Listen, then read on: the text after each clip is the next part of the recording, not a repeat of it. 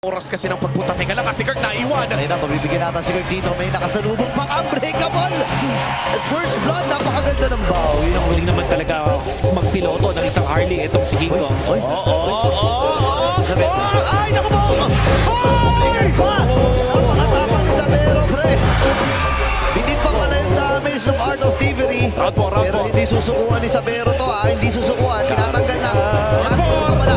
Yung pero habang nangyayari mga bagay na yun, nakuha na pala ni Demon Kite yung pagong sa ibaba. Teka lang, may ibang bala. Ito pala si Kiko na nakag-examine course, pero Hoy! pa rin nila mamapatay. Di malaking bagay na para sa side ng Aurora Gaming. Si Brusco, however. Bumio ng Mystic Flash, patay din si Bruce dito. Ay sila, sinalo lang niya yung bas dito.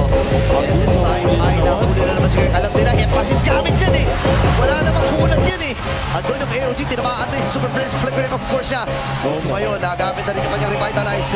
At tatanggapin na niya ang kanyang kamalakan na kanyang Jammer Force. Pero para sulit pa rin yun. Mamagistan, yun na. Yung combo, kantok sa may... Nagmamatsyag lang, ginamit na yung Mystic Crush. Edward ang naging target, flicker ay na-force na rin. May hawak na Mystic Crush dito si US. Pero ay bumabasag na sa ibaba. Pero parang mapapaligo ata dito. Brusco, okay! Nakuha ni DK yung Lord. Pero rin kayo ay namaalam din. AOG para kay Light. Para na makalpas. Wait lang, ayan na. Ito ata yung presyo na bibili nila against Aurora. Ibang lang ata yung ibang gamit. Pagkailan na panguna yung mortality.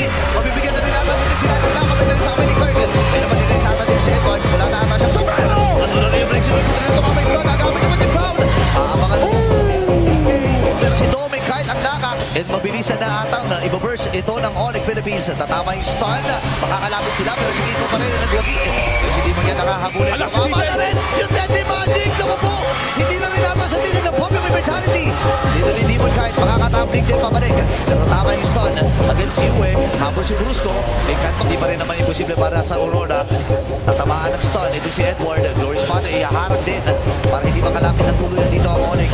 Pero papasok si Brusco. Nandun yung Mystic Crush na